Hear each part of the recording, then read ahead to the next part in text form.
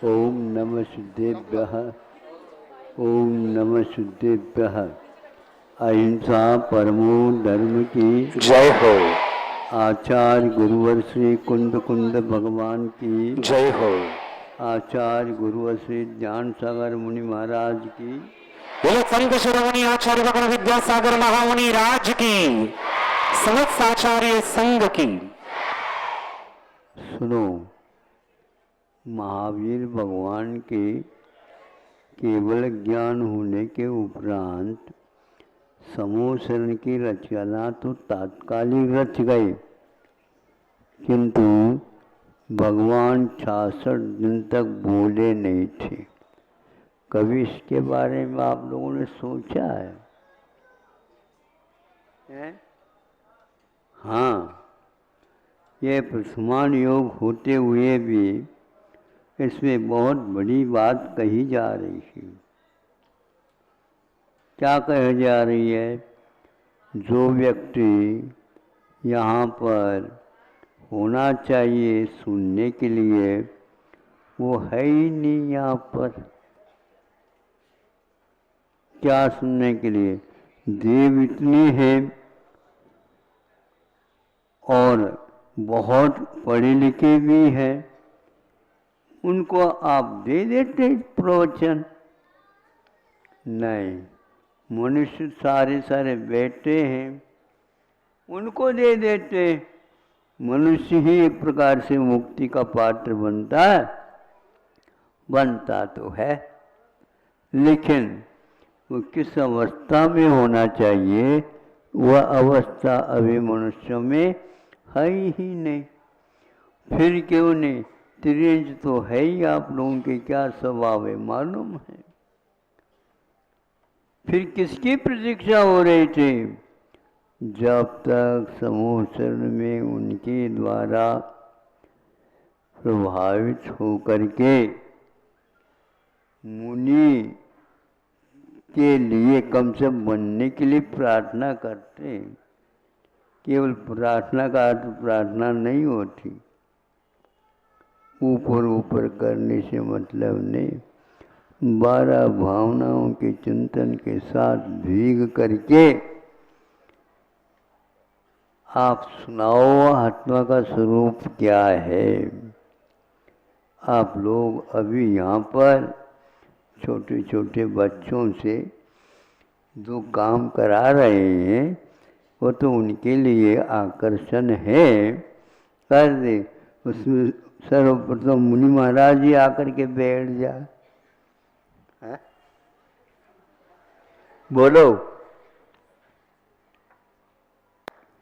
जबकि हम जन्म कल्याण और घर में पालना पीना जो होता है ना, उसमें भी नहीं जाते।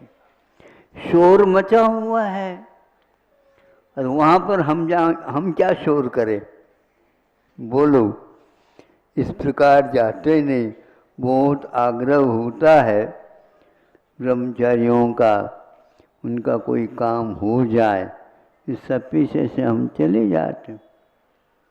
इसी प्रकार जब तक तप कल्याण नहीं होता, तब तक हम वहाँ पर जाते ही नहीं प्राय करके, क्योंकि वहाँ पर सब राग का काम हो रहा है, उपटन हो रहा है, तिलक लगाए जा रहे हैं, नहला रहे हैं, धुला रहे हैं, आदि आदि सब काम गृहस्थ आश्रम में होने योग्य होता रहता है।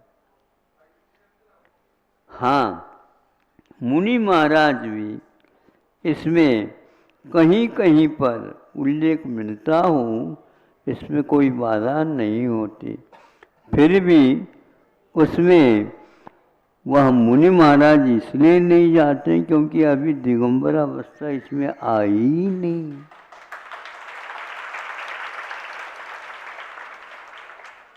इसलिए अविरति को भी, और यदि मान लो वृत्ति बनना चाहता है तो भी उसको उपदेश देते ही नहीं। तीर्थंकर ने नहीं दिया।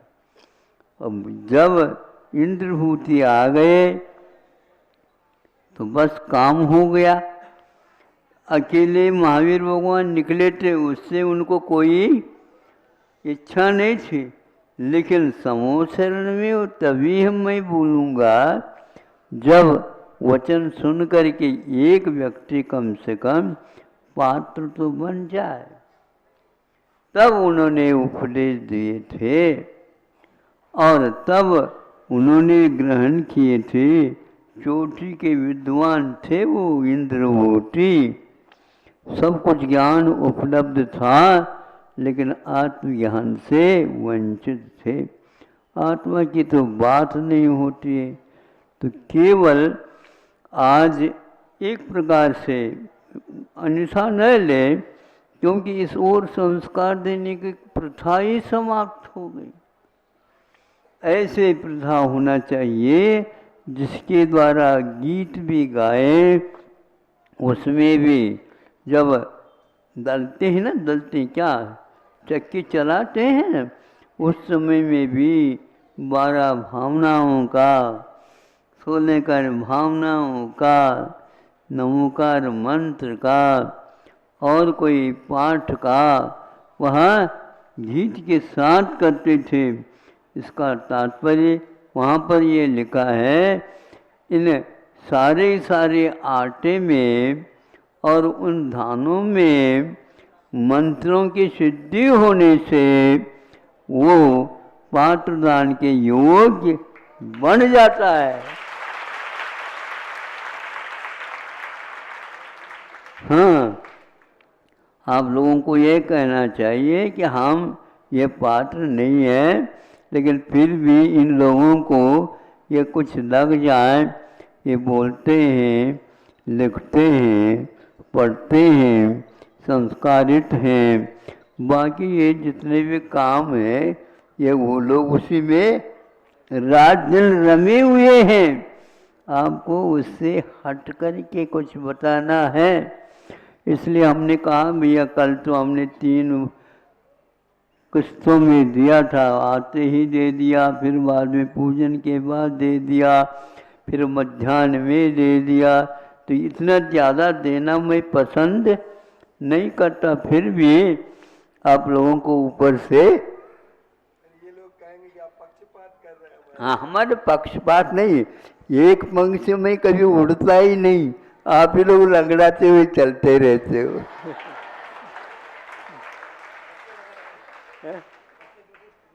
हाँ बिल्कुल, इसीलिए ऐसे प्रसंगों को आप रखिए और वह भी उसमें हंसी मजाक की ओर न जाना चाहिए। महाराज इतने बच्चों में गंभीरता आएगी, कैसे नहीं आएगी, अपने आप आ जाती है। अल्प समय में भी जब घर में योग वह सिखाते रहते हैं, किसी को बताते नहीं, लेकिन उसको अंतिम क्षण तक याद रखा जाता है। बच्चों के पास स्मृति बहुत तेज रहती है, गुस्सा नहीं, स्मृति बहुत तेज रहती है। और आप लोगों में स्मृति विस्मृति तेज है, भूल जाते हो नहीं। इस प्रकार अपने को संकलन करना चाहिए उन क्षणों का जिसके द्वारा जीवन में काम आ जाए। देखो हमारे बच्चे वहाँ से आई हैं, लेकिन वहाँ के कितना प्रभाव ले करके आई। ऐसा हम इन लोगों को कह देना महाराज जी ने ऐसा कहा था ना, बिल्कुल इसमें क्या बाधा है। अब दूसरी बात है, महावीर भगवान जब उनसे वो दीक्षित हो गया, दीक्षा का अर्थ ये नहीं है जैसे आजकल का चलता रहता, वहाँ पर वह सामने संकल्प लेता है। यद्यपि मानस स्तंभ को लांग करके आए, लांगने के उपरांत ही यह परिणाम में विचित्रता आ गई कि मुझे और कुछ पूछना नहीं है, जल्दी जल्दी कषायों का निर्मूलन करना है मुझे। ऐसे संकल्प लेकर के इंद्रभूति खड़े हो जाते हैं, तो उनकी वह भाषा हुई जाने उन्होंने इसको ये ऐसा आशीर्वाद भी नहीं दिया। देखो हमारे मुनि महाराजों की साधना कैसी होती है, तो वह नपे तुले शब्दों के द्वारा बोलते हैं, और ज़्यादा यदि बोलने की आवश्यकता हो जाए तो वहाँ और भी विधाओं के माध्यम से आपको समझा देते हैं। हाँ, देखो रिद्धिधारी मुनि महाराज कैसे होते हैं, रात भर सर्दी सही, और कौन वो ग्वाला बना, हाँ, और उसने रात भर उनके लिए आग जला करके चारों तरफ उनके लिए शीत निवारण हेतु साधन जुटाया, और जो ही पाँव फट गई, सूर्य नारायण का उदय हुआ, त्यों ही वो उठ गए, नमो रहंतानम, और वो आकाश में चले गए। नहीं समझे, वो देखता रह गया, ये क्या बात है, कुछ तो बोलते, अरे बोला तो है नमो रहंतानम। इसी से उनको कहाँ तक उन्नति हो गए। इसलिए आप समागम करते हो तो भी लाभ, सुनते हो तो भी लाभ, और बार बार उसको याद करते हैं तो और लाभ होता है। भोजन करते पचता नहीं, किंतु वह समय लेता है, वो आंतों में आगे आगे बढ़ता रहता है, और उसमें आंतों में स्पंदन होता रहता है। उसी प्रकार सुना हुआ, लिखा हुआ, पढ़ा हुआ, उसको आप चर्वण करते रहो, बाद में आप उसमें से स्वाद लेते रहेंगे। इस प्रकार आपको समझना चाहिए। हमने कहा तो था उसमें ब्रह्मचारी भी भाग ले रहे होंगे, इसलिए ऐसा हो गया। 2 बार आ गए, 2 बार क्यों आ गए, एक बार में तो कहा था हमने, जो ही उनका बंद हो जाएगा तो मेरा चालू हो जाएगा।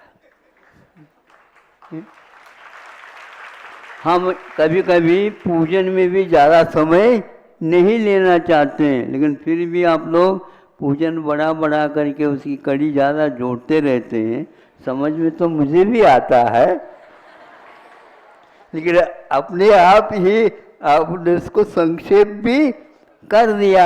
ये आप लोगों की समझदारी है, ऐसा करना पड़ता है। उसके बिना आप सीधे नहीं होते। सुनो, इस प्रकार संस्कार दिए जाते थे, और वह आटा आदि बनाते और रोटी आदि भी बनाते, उस समय में भी उनका मंत्र चलता रहता था।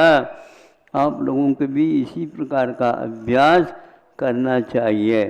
समय आपका हो गया, ज़्यादा लिया था, हमारा समय भी आपने ने ले लिया, कोई बात नहीं, छीना झपटी होती है।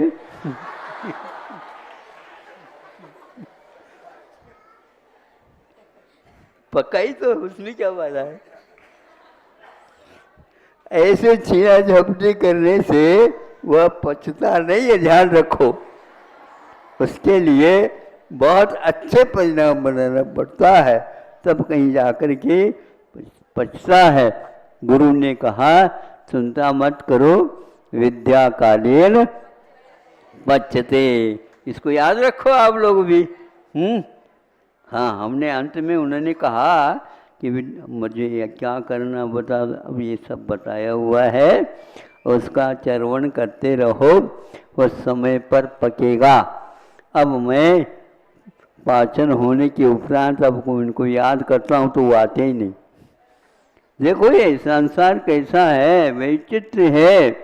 सब लोग जा कर के वहाँ पर रह गए, इतना बड़ा काम हुआ था, संलेखना हुई थी, हम इसको याद कर रहे हैं, हमें भी संलेखना लेना है, तैयारी है सब कुछ। वो आ जाए एक आध बार, बिल्कुल पच जाएगा, अब तुम्हारी संलेखना हो जाएगी। ऐसा कहने वाला तो चाहिए ना, कोई बात नहीं, वह धैर्य रखो, शांति रखो, सब कुछ समय समय पर होता रहेगा। वर्षा के समय पर वर्षा होगी। तो वह संदिग्ध के भाव व स्मृतियाँ यदि याद रहेंगी, निश्चित रूप से हम जो चाहते हैं मिलता है। लेकिन जल्दबाजी नहीं करते हैं। और ज़्यादा जो है ना विरागता की हमने बताए थे कई बार, चित्रों में भी ऐसे चित्र होना चाहिए जिसके द्वारा वह प्रभावक हो, अतीत का दर्शन सामने आए। और आप लोग ऐसे कर देते हो नाटक जैसे, नहीं, उसमें गंभीरता आना चाहिए। ऐसे पोशाक होना चाहिए, ऐसे पहनाव होना चाहिए, ऐसे सब कुछ होना चाहिए। उसमें भी बहुत कुछ सार भरा हुआ रहता है, ताकि रागी भी वितरा का स्मरण क्या होता है सामने आ जाता है। ज़्यादा तो कहना नहीं, लेकिन आपको ज़्यादा समय खर्च नहीं करना चाहिए। समझ में आ गए? नहीं आ गया? अच्छी बात है। अब अपने तरफ से नोट्स न करियो, किंतु यहाँ पर रखिए। हाँ, नहीं तो नोटबुक में भर करके रह जाएगा, दिमाग खा जाएंगे। दिमाग खाना चाहिए, नहीं समझे? हाँ, हमेशा हमेशा सुन लिया तो उसको चर्वण करना चाहिए। फिर बाद में पढ़ने की, पुनः पूछने की कोई आवश्यकता नहीं। पैसा ज़्यादा हो तो बात अलग है, कम पैसे में भी अपने को अध्ययन कर लेना चाहिए और नंबर अंक पूरे लेना चाहिए। अहिंसा परमो धर्म। जो परम पूज्य संत शिरोमणि आचार्य भगवान विद्यासागर जी महामुनि राज्य की, समस्त आचार्य संघ की, आचार्य के बाद आचार्य जी यहाँ विराजमान होंगे। कभी दानदाताओं से निवेदन है, कभी शास्त्र